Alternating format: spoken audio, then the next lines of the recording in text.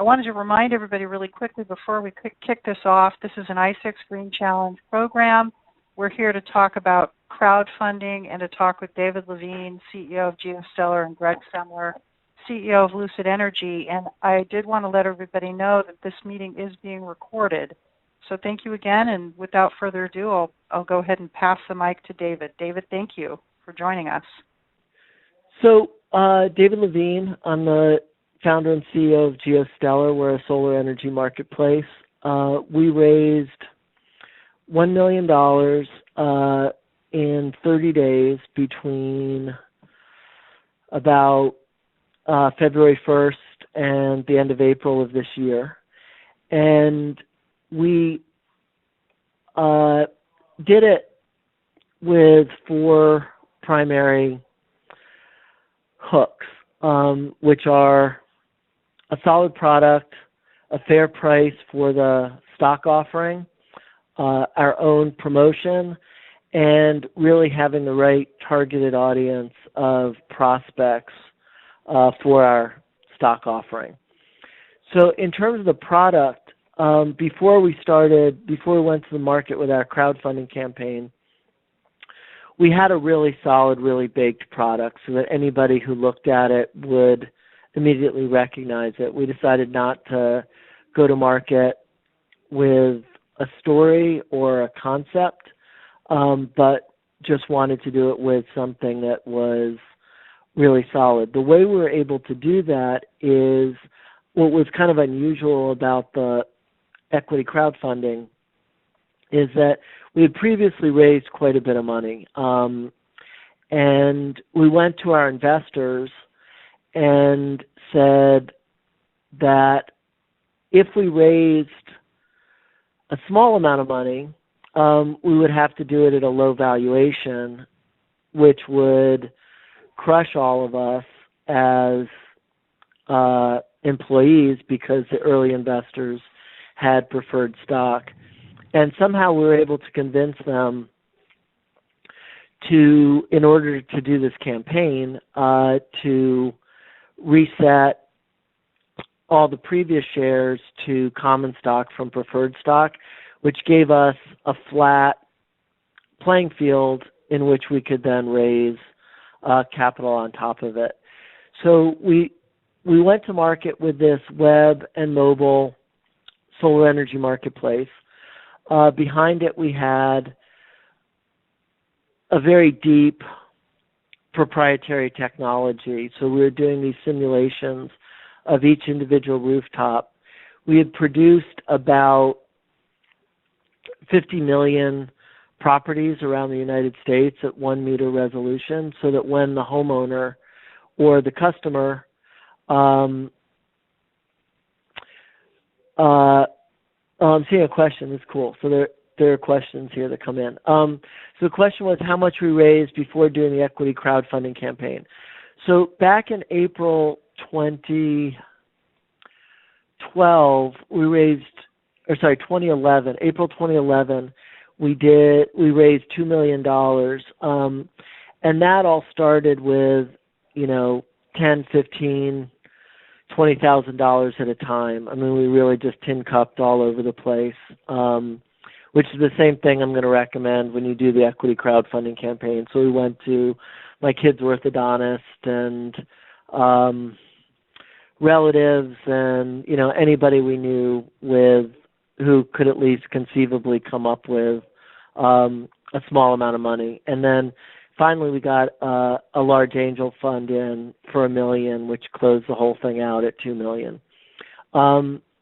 So we closed that in April 2012, and then we raised a really major round of $14 million from primarily strategic investors, so NRG Energy and others. And the reason we're able to reset all the preferred stock to common stock was that NRG Energy, our lead investor, had a majority of all the preferred shareholders. And our back was actually up against the wall because they had just done a major merger with another large energy producer. So they went from being a $5 billion company to a $9 billion company. They had to do this cost cutting, and they said to us, we can't continue investing in Geostellar, which at that point suddenly made it impossible for us to raise more money at all. We had a 27 million post-money valuation, and you just can't go to an investor and say, well, these guys who put in $16 million last time, they're not going to co-invest with you. So we were, towards the end of last year, I mean, we were pretty panicked. I mean, we were getting towards the end of our runway, and they said they weren't going to participate. So I basically went to the CEO, David Crane, and said, you have three options. We can just shut this whole thing down, in which we all lose. We can do a fire sale, in which we all lose. Or we can try this equity crowdfunding thing, and the only way that's going to work is if we do this, do it as a recapitalization, where basically you guys agree to reset to common. And fortunately, he's actually a really good guy, and he wanted to, see if the company could really make it. So he agreed to that, and so we basically levelized all the stock, and were able to we got the board's blessing to go raise $1 million in this equity crowdfunding. So that gave us a real benefit in having a really baked product. Now, with a lot of companies, you can still get something pretty well done. Ours happened to be more expensive because we had to acquire a ton of data and process it. But I do think that's very important to really be ready and have reference customers and be as far along as you can before you launch. So after product, the next real question was price. Geostellar is my third major venture-backed company, and price had always been negotiated. You kind of went to venture capitalists and you said, I think I'm worth. My method was always just saying the highest number I could say without laughing, and then we would get, assume that it was going to close for about half of that. But more importantly, what I recognized is that in almost every case, the investors wanted somewhere between 20 and 40% of your company. And it would depend on how far along you were and how much money they were investing. But it basically came out to, at the end of the day, that they wanted somewhere between 20 and 40%. So I just decided, we really had to raise this $1 million quickly, so we could keep the team together. And I just said, well, let's make it a win-win deal. And we priced it at a third of the company. We said we did it as convertible debt, which I recommend highly in every possible case, because you can get the money in quickly and you don't have to go through all the paperwork of the actual stock transaction. So we did it kind of a standard 10% discount with 6% conversion. And then what we said was that it would convert. So the 10% discount was a discount to, let's just say we did bring in a big VC and they said you're worth X amount, these investors would get a discount to that amount. But we said that the cap on the conversion was based on a pre-money valuation of twice the amount of money we were raising. So we said if we only raise $500,000, your pre-money valuation is going to be $1 million. And the thought was, so the people who put in $50,000, $100,000, whatever added up to that $500,000, they would own more of the company, but it would be riskier because we weren't as well capitalized.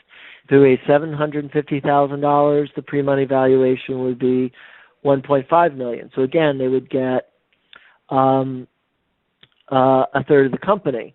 If we raise $1 million, our pre-money valuation is $2 million. And what was interesting is it incentivized people not just to invest, but also to try and get others in, because most sophisticated investors or even unsophisticated investors just simply know that the company is more likely to be successful if you have more runway. So we kind of had this nice deal, the offer you can't really refuse. You get a discount, you get interest. It's not going to convert until we raise at least, I think we put it at $250,000 was the minimum. So as soon as we got $250,000, we could convert at a $500,000 pre-money valuation, but we didn't, we said we could also keep going until we raised $1 million. So that was kind of on price. So we were kind of proud of that unique pricing mechanism that, could be easily explained and wouldn't require a professional investor. So the next key point was doing it yourself on promotion.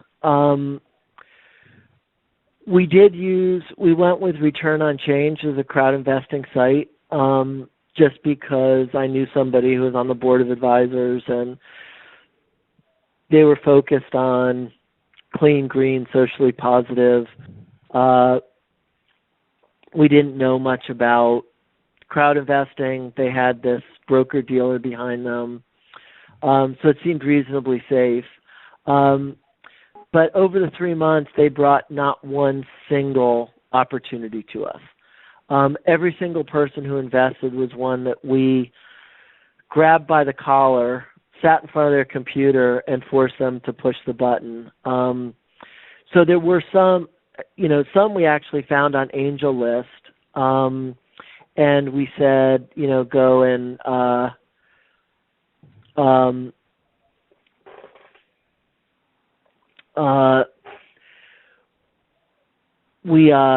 we pushed this to our Angel List crowd, and we said, we sent a link and said, if you want to invest, go to this link. But even there, we still had long conversations and, did go to meeting pitches, visited people in New York, wherever they were, and got them on board. So we wound up going with, we wound up getting quite a few friends and family, the same types of people we had brought in, and we went back to those original investors.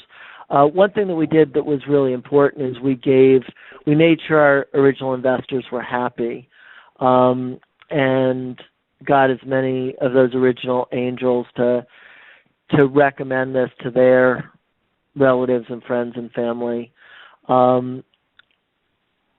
We held dinners, wine tastings, bourbon tastings, where we got, as many high net worth individuals together as we could, explain this whole thing. We went to angel networks.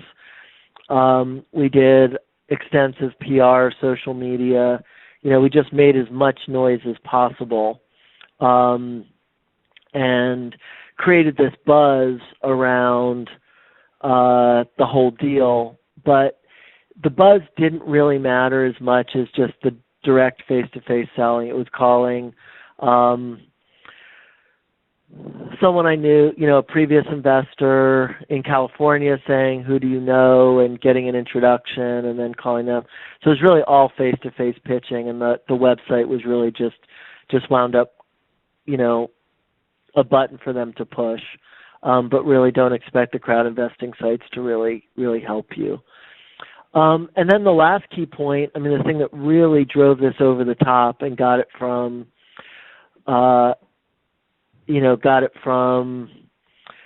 200,000, suddenly to 500,000 and 600,000 up to $1 million, was a deal we did with Penske. They're a self-directed IRA. If anybody's interested, I imagine Rebecca can send you my email address. If you don't already have it, we'll go through this, but I can introduce you to the folks there. We did a very interesting security where we took our standard documents, and what Pensco does is they're a custodian for self-directed IRAs. And we profiled our possible investor as somebody who doesn't have a lot of cash. And what I found is rich people, wealthy people, still think of themselves as cash poor, and they don't want to spend any money. But where do people have a lot of money? Well, a lot of them have $100, $200, $300,000 in IRAs and retirement funds, and they don't think they can touch it. And so what we did was, with Pensco, we created a security, which was just our convertible debt note. The investor could transfer funds, $50,000, $25,000, $100,000, from their current Roth IRA, 401k, profit sharing plan, whatever it was, whatever tax advantage account, move it over to this Pensco account. Pensco would then just wire us the money. They would then hold the security. And at the end of the day, once they're 70 and they have to start withdrawing money, then either this will have returned or they'll have written down it is a loss. And our pitch was, if you really need that $25,000 when you retire, you're probably in big trouble already. But what if we could turn that into $300,000, $400,000, $500,000? Would that make a significant difference in your lifestyle once you're, once you're retired? Because you're not going to be able to withdraw the money. It was until you're retired. So it was very much like the Mitt Romney, co-investing in all the Bain Capital investments out of his IRA. So he paid almost no taxes on all of these, on the returns from all of his investments.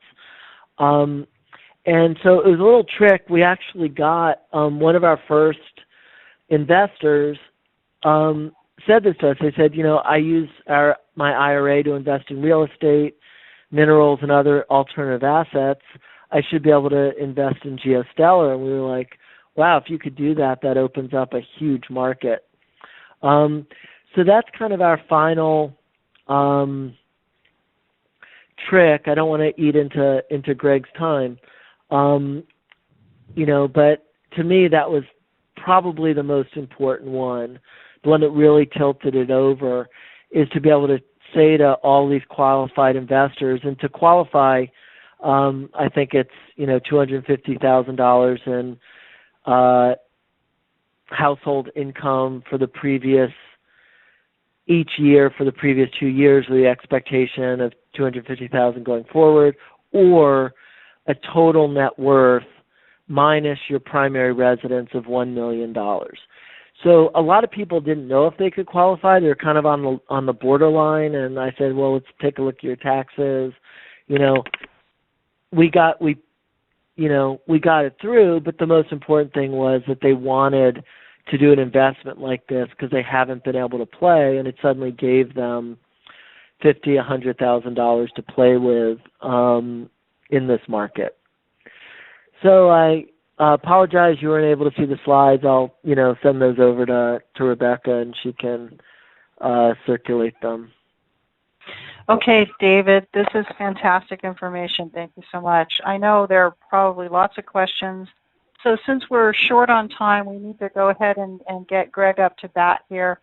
All right. So Rebecca and Brett, thank you very much for inviting me to present to these I6 Challenge folks. I'm Gregg Semler, President and CEO of Lucid Energy. I'm happy to try to help you understand my experience in fundraising and also to talk specifically about crowdfunding. I just as background, I'm from Portland, Oregon. I started a venture fund in the Northwest called Pivotal Investments, and we were really the first venture fund in the Northwest to invest in new energy technologies. I was the founder of the Clean Tech Open in the Northwest, and so I can relate to a lot of the challenges that you might have, and I will definitely leave time at the end to answer questions for you.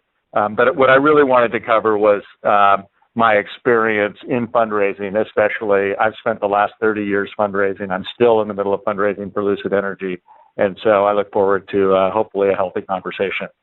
Next slide, please. So Lucid Energy is a renewable energy technology company that's developed a system that converts running water to electricity in large water pipes. And we are targeting the largest users of water on the planet. Those are drinking water systems, wastewater treatment plants, industrial facilities, and electrical facilities, where we are basically recapturing energy that is embedded in the flow of the water in gravity-fed systems so that we can produce low-cost baseload electricity and reduce the largest cost for delivering safe, clean drinking water. Next slide. Just give you a quick snapshot of the company. The company was founded in 2011 by 3 scientists who had this idea that they could create a very efficient turbine, put it in a river or stream, and produce electricity from it. And what they found is it's really difficult to predict the flow of water in a river or stream. They got the idea that if they took that turbine and they put it inside of a pipe, they could control the conditions, predict the energy output, and do it all without any environmental impact.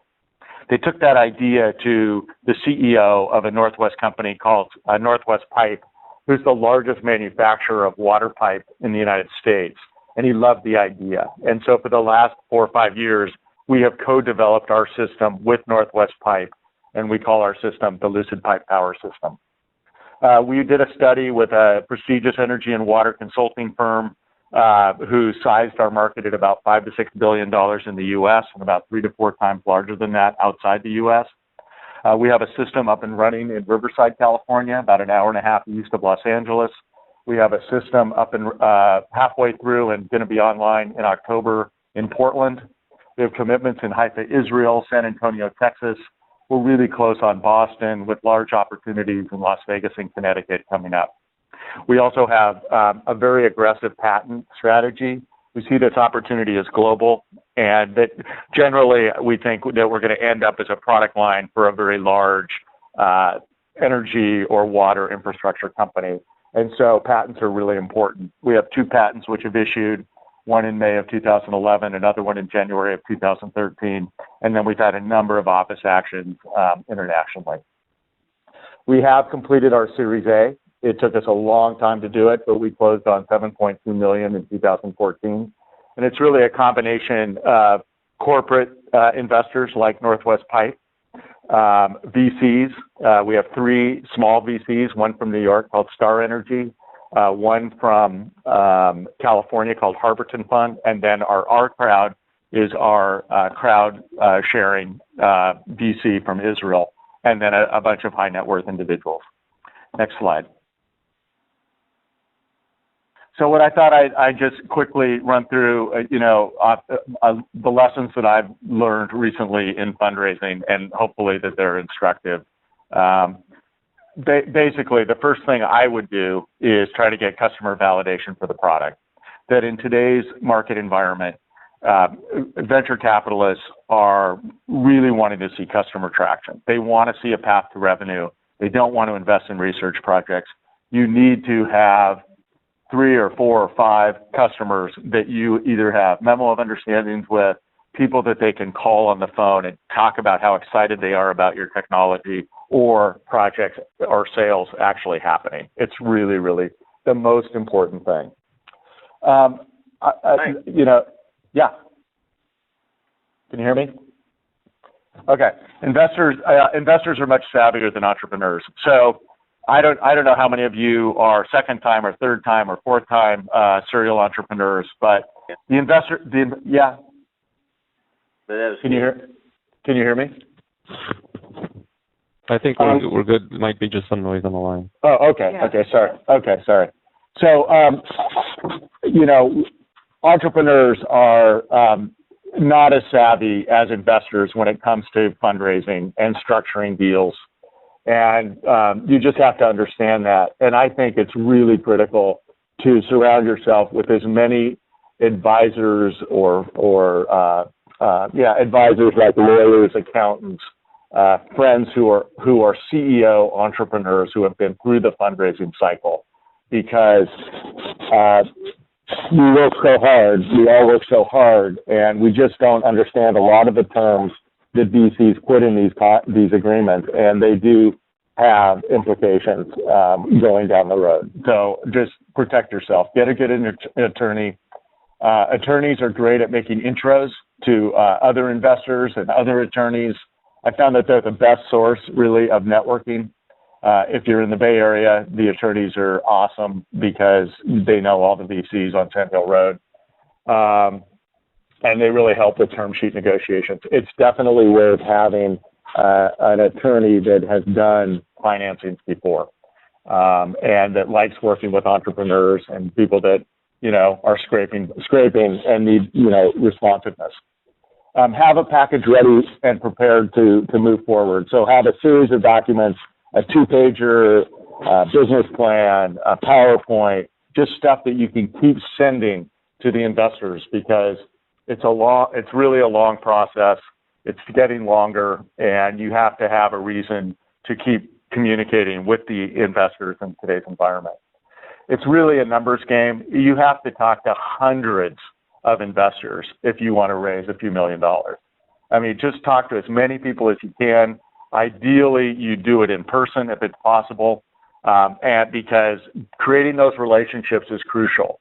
It's not that hard to get a meeting with a venture fund and to talk to one of their associates, but it's so much more valuable if you can meet them face to face, create a rapport with them, and go back to them. And it pays dividends down the road. 5 years from now, 10 years from now, you can go back to that person. They'll remember you. And it's just really, it's important to take this process really seriously. It's never done till it's done. Things drag out. There's turnover. There's delays in them raising their own funds today.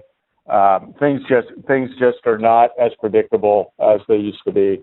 And so it's really important to be patient and be organized. And again, just keep talking to as many people as you can until it gets done. And really get the best investors you can. If you can choose your investors, choose the ones that are experienced, that are really excited about what you're doing, that have deep pockets, have a Rolodex, and can really help you, and also at the same time be a little bit patient with you during the first year or two while you're rolling out your businesses. Next slide. And finally, I think the biggest lesson is just don't give up. It's truly a numbers game, and whether you're crowdsourcing or chasing VCs or high net worth individuals, it's just numbers and it's just time. And if you have a good idea, you know, it's going to take a year probably, rather than, we used to say it would take 6 months. Now I think it takes at least a year. It's just very, very difficult, especially if you're doing a Series A or a pre-revenue idea. There's just not that many venture capitalists out there that want to invest small amounts of money to see an idea that's going to need more money in the future. It's sort of, the game has changed right now. So anyway, that's my presentation. I have one more slide that just gives you my contact information. I guess I'll answer any questions you have about our crowd and crowdsourcing, since that's the topic I'm supposed to talk about. Do people have any questions? You know, I actually want to jump in here, Gregg, and tell you that I know that Brett has one, and I'll let him ask that. But I think your point is well taken, that, you know, the crowdfunding is just a platform that helps people raise money. It's not real different from raising money in general, whether you use crowdfunding or not. And I think that was a really pertinent point. So if you agree with that, it's about best practices in fundraising, not just, crowdfunding. Absolutely. Yeah. I mean, we were lucky because we found a crowdfunding source, which happens to be really the most successful crowdfunder on the planet right now, a group called Our Crowd out of Israel. And I'd be happy to talk about my experience with them. But there's several crowdfunding seems to be the kind of the popular thing today. I've sensed that some of the VCs are coming back. I heard that Vinod Khosla is raising another $1 billion just yesterday when I was in Los Angeles. So I think it's whatever you can do to raise capital in today's environment for clean tech. You got to be ready to do it. And I before I pass it over to Brett for his question, I also wanted to add, I think the other thing that came out loud and clear in your presentation was you really have to have raised money already to be successful using a platform like crowdfunding. So there's got to be a Series A successful round behind you. Is that correct?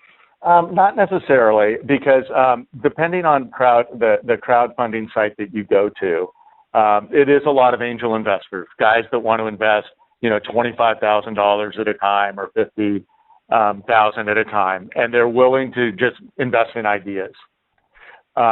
So you don't have to raise big money, you have to have other investors in the deal. Nobody really wants to be the lead and to do first. So I don't think you have to have raised money, but investors always ask, who else is investing? How much have you raised? They always want to know that. So it is always crucial to have those anchor investors and get them on board as quickly as you can. Mm-hmm. So Brett, you had specific questions about Our Crowd.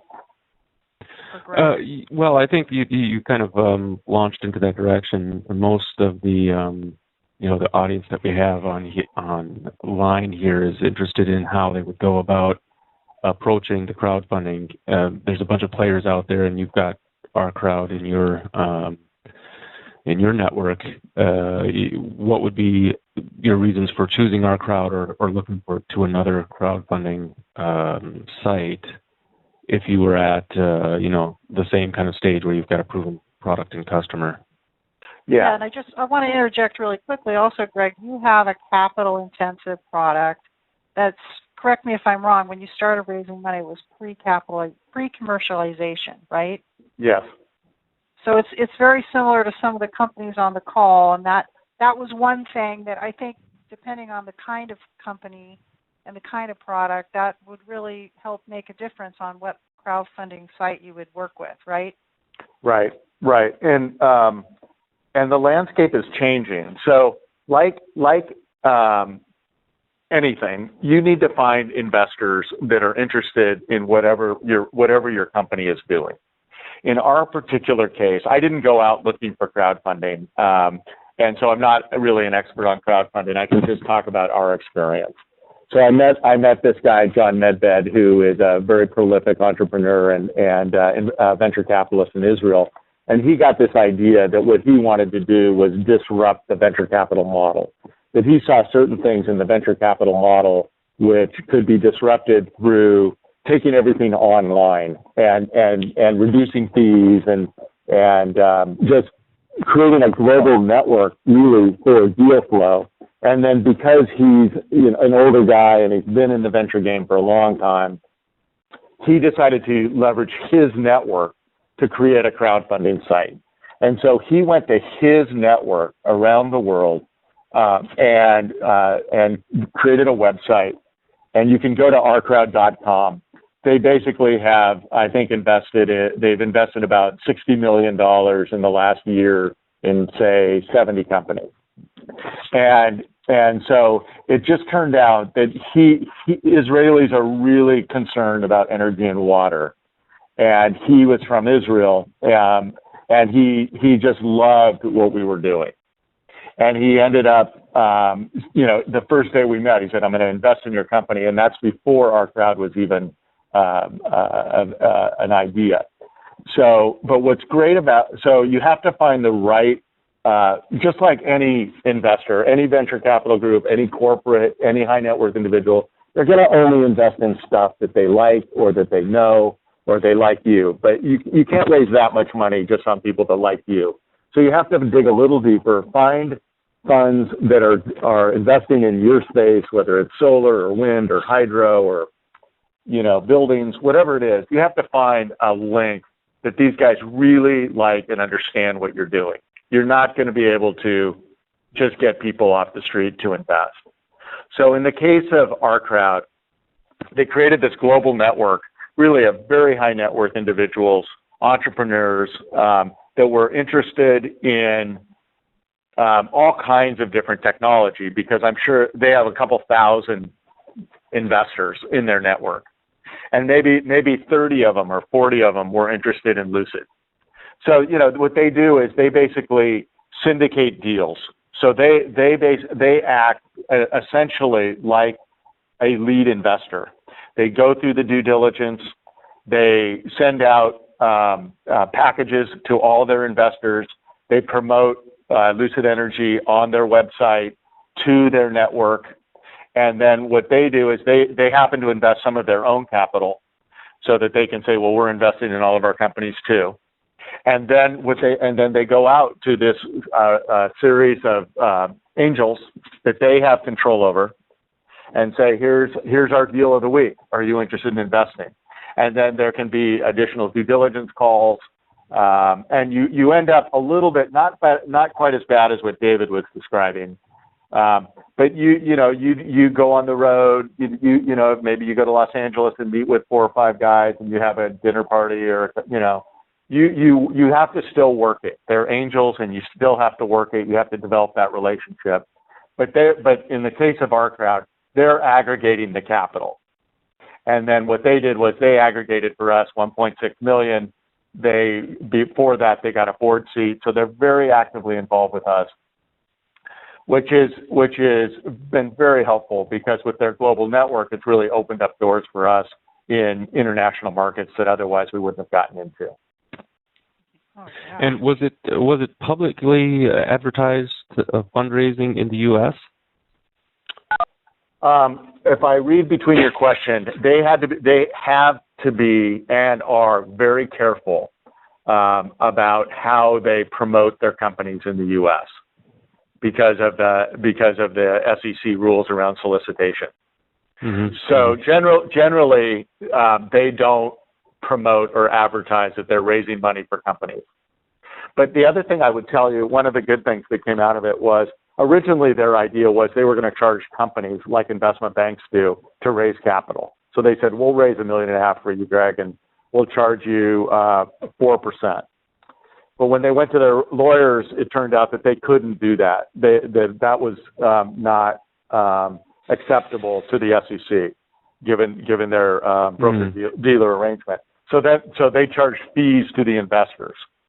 So one of the things that these entrepreneurs might want to look into is who pays for what. And so basically what they became was more of a VC fund, where they were charging their investors fees and then managing that capital. But they're very careful about how they promote companies that they're raising capital for because of the SEC, the current rules by the SEC. Yeah. There's a difference between the 506C general solicitation and 506B stuff. So it just depends how they handle that, and you have to be much more careful if you are if you're not going to do general solicitation. You have to be careful about not advertising then that you're raising money. Right. And so on some of the roadshows that I went on with them, there were people that were actively raising capital and they weren't able to present. But those rules were all changing very, very quickly. Yeah. Okay. Yeah. So it looks like, Dick, you might have a question. Dick Ashoff from Tyler Co. Is that why you unmuted, Dick? Yeah, I can hear you. I'm sorry. I didn't know I was talking over you guys. No, not at all. But did you have a question? It was for the last president. But I mean, Gregg can answer it as well. I think I met Gregg through CleanTech a couple of years or last year. In raising money, it just seems to be a huge effort and a huge drain on moving the company forward. And I tried it for 2 years and was involved in a couple And it just seems to fall apart at the end where they want to own your company or they don't respect that you're smart enough to understand that they're trying to snake something out of you. And I've just decided to go at the hard way of just selling product and growing that way, growing organically. I mean, how do you get this thing going? I just don't get it. Well, I don't disagree with your characterization. It's just that depending on your company, if you have a product that you can just sell, God bless you, that's the way to go. But if you are developing a technology platform and you need capital for engineers or patents, a lot of people don't. And in the last 3 or 4 years, the VC community in the clean tech space have fallen off the map. And I think there's, like I said, I think there's glimmers of it coming back, but it's just very, very difficult. And if you have a great idea and it's somewhat capital intensive, then you have to look. I think we haven't even about outside the United States. Because the United States venture funds have all gone upstream. They all want to invest $10 or $20 million in projects, and there's just not a lot of appetite for innovation anymore. And we all know there's lots of reasons for that, but they weren't successful at investing in innovation, and we're paying the price for it. What do you? I mean, okay, these crowdfunding things like Kickstarter and Shark Tank and all this stuff. I mean, I mean, everybody goes, you should go on Shark Tank. And I said, yeah, right. It just seems like the only people making money on Shark Tank are the producers of Shark Tank. Well, yeah, I mean, that's probably true. But, right now the market leans towards those with capital, and that'll change. But for right now, people get excited about Shark Tank. The challenge with Shark Tank, I mean, you have to raise enough capital so that you can, run for a year or a year and a half and really build out your value proposition. And so, however much that is, if you can weather the storm for a year and a half just by selling product and working with your suppliers, that's a much better path in today's market. But if it costs $20,000 for a piece of test equipment, then you got to look for grants or government funding or local sources of capital. That's just the way it is. Understand? Yeah. Okay. Because we've been through all that. Yeah. So we're at the stage where we can sell. Yeah. Great. That's fantastic. Yeah. But now we have to find the market. Oh. Yeah, well, that's the other problem is that a lot of these technologies are looking for a market, and it's better if you need to have an idea where the market is. So, Gregg, let me ask you this. So we've got just a few more minutes, and there may be some other questions. I'm not seeing anybody else go off mute, but feel free to do so, anybody. But I did want to ask you, what about, working with VCs and investors, those that have kicked in money, do you feel like you've had to kind of sell the soul of the company as a result, or have people been more or less reasonable about letting you run the company with, suggestions and input? What has that experience been like for you? Yeah, I honestly look at it as, the board has a choice each and every day. They can either keep me or they can fire me, and so they've been very supportive. They, for the most part, boards are there to support you, and I think that I don't worry about that, because at the end of the day, the company needs a leader, the company needs a team, and the team needs to be motivated and incentivized. The key, once they have money in the game, the power kind of shifts in the sense that they need us, and so in terms of getting options refreshed and salaries and things like that, my boards have always been very, very reasonable. That's good. Yeah, it's a very logical game. The only time that things get really difficult in these deals is around financing, and that was kind of back to my first point, is that the venture capitalists, they're super greedy, And that comes up in the times of financings, and they just beat the crap out of the entrepreneurs. But the rest of the time is fine. The rest of the time, really, they do just let you run your company.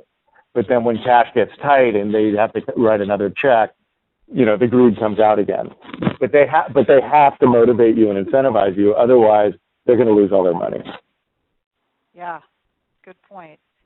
And so back to they don't want the company. They don't want the company. They want the company to be successful. They want the return. Yeah. Yeah.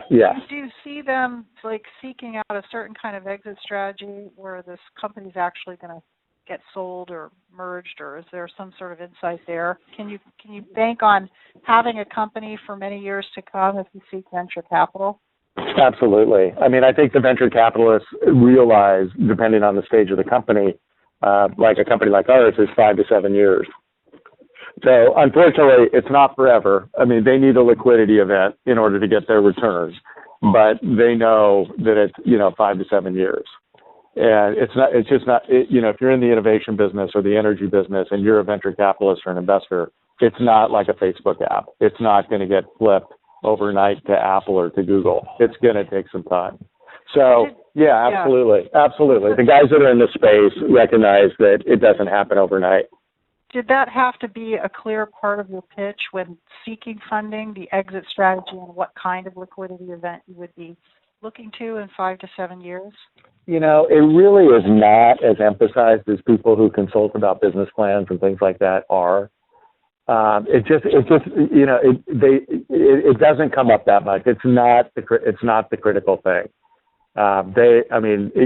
It comes up, but it definitely doesn't come up in the first couple of presentations. You don't present to a VC and they go, well, what's your exit strategy? You present, what the capital is to grow the business. What's the idea? Who's the team? How do you protect it?